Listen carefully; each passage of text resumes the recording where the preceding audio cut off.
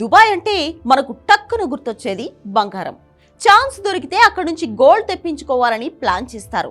అయితే వెయిట్, అక్కడి నుంచి బంగారం తెచ్చుకుంటే మీకు బొక్కే. అవును నిజమే, అక్కడి కంటే మన దగ్గరే గోల్డ్ రేట్ తక్కువ. నిన్నటిదాకా అక్కడ గోల్డ్ చీప్, కానీ ఇప్పుడు అక్కడే కాస్ట్లీ. ఎలాగో తెలుసుకోవాలంటే ఈ స్టోరీని చూడాల్సిందే.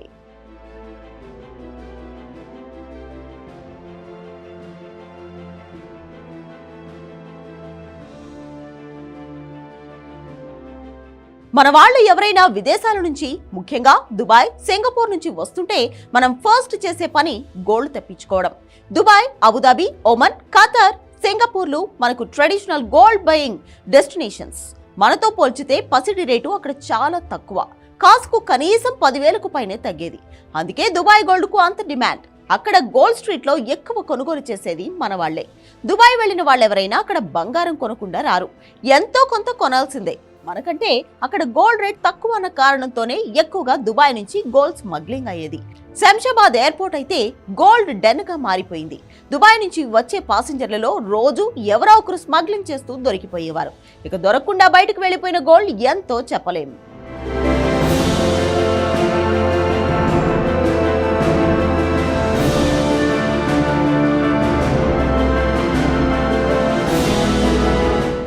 ఇప్పుడు సీన్ రివర్స్ అయింది. ఇక విదేశాల నుంచి గోల్డ్ తెప్పించుకోవాల్సిన పని లేదు. దుబాయ్, సింగపూర్ కంటే మన దగ్గరే గోల్డ్ చవక. ఇది నిజంగా నిజమే. ప్రస్తుతం మన దగ్గర 24 క్యారెట్ల బంగారం 10 గ్రాముల ధర 75,650 రూపాయలుగా ఉంది. అదే దుబాయ్లో అయితే 75,900గా ఉంది. ఇక ఒమన్లో 75,763, ఖతార్లో 76,293 రూపాయలుగా ఉంది. 22 క్యారెట్ల బంగారం రేటులో కూడా తేడా కాస్త అటు ఇటుగా అలాగే ఉంది. ఒకప్పుడు మనకంటే 10,000 తక్కువ రేటు ఉంటే 10 గ్రాముల బంగారం ఇక్కడ ఒక్కసారిగా అంతలా ఎలా పెరిగింది? మనకంటే రేటు ఎందుకు ఎక్కువైంది? అంతర్జాతీయ పరిణామాల కారణంగా అక్కడ రేటు మన స్థాయిలో తగ్గడం లేదు. ఇజ్రాయెల్ గాజా యుద్ధంతో మిడిల్ ఈస్ట్ లో ఉద్రిక్త పరిస్థితులు కొనసాగుతున్నాయి. దీంతో అక్కడి పెట్టుబడిదారులు సేఫ్ హెవెన్ అసెట్ బంగారం వైపే మొగ్గు చూపుతున్నారు. దీని కారణంగానే గల్ఫ్ దేశాల్లో బంగారం ధర తగ్గడం లేదు. ఇలాంటి అనిశ్చిత పరిస్థితుల్లో గల్ఫ్ దేశాల్లో పసిడి ధర పెరగడం సహజమే. ఖతార్, ఒమన్లలో సహజంగానే బంగారానికి డిమాండ్ ఎక్కువ ఉంటుంది. అయితే పరిస్థితులు బాగోలేకపోవడంతో పసిడి కొనుగోళ్లు పెరిగాయి. దీంతో బంగారం ధర భారీగా తగ్గడం లేదు. ఇటు సింగపూర్లోనూ పసిడిపై పెట్టుబడులు పెట్టేవారు ఎక్కువగా ఉండడంతో ధర భారీగా తగ్గడం లేదు. కాబట్టి మనం దుబాయ్ నుంచో, సింగపూర్ నుంచో బంగారం తీసుకురమ్మని ఫ్రెండ్స్ నో, ఫ్యామిలీ మెంబర్స్ నో బతిమాలాల్సిన పని లేదు. మన దగ్గర తక్కువకు దొరుకుతుంటే ఇంకెక్కడి నుంచి తెప్పించుకోవాల్సిన అవసరం లేదు.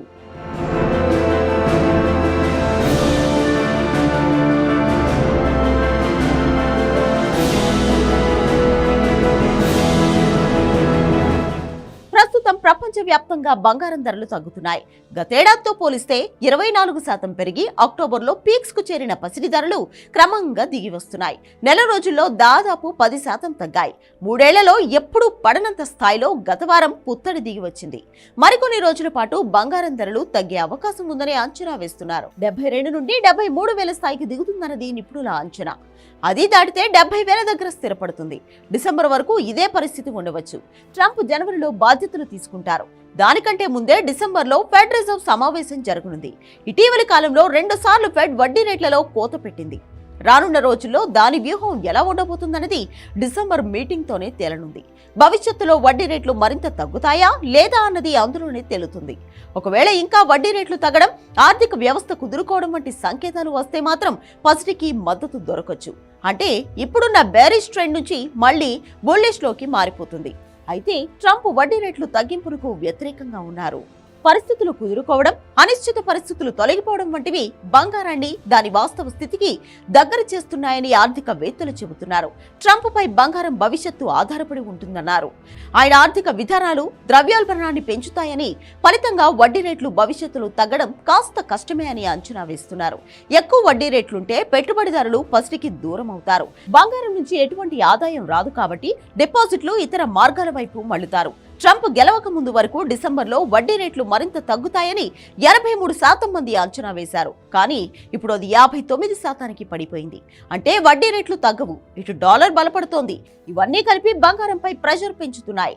క్రిప్టో దూకుడు కూడా బంగారం డిమాండ్ కు బ్రేక్ వేస్తోంది.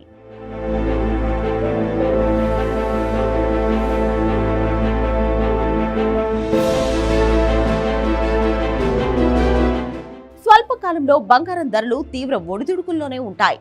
అయితే దీర్ఘకాలంలో మాత్రం పసిడి మళ్లీ పుంజుకోవచ్చు. ఫెడ్ 2 సార్లు రేట్ల కోత పెట్టడంతో ఆర్బీఐ పై కూడా వడ్డీ రేట్లు తగ్గించాలన్న ఒత్తిడి పెరుగుతోంది. అయితే ద్రవ్యోల్బణం పెరుగుదల ఆర్బీఐని ఆ దిశగా నిర్ణయాలు తీసుకోనివ్వడం లేదు.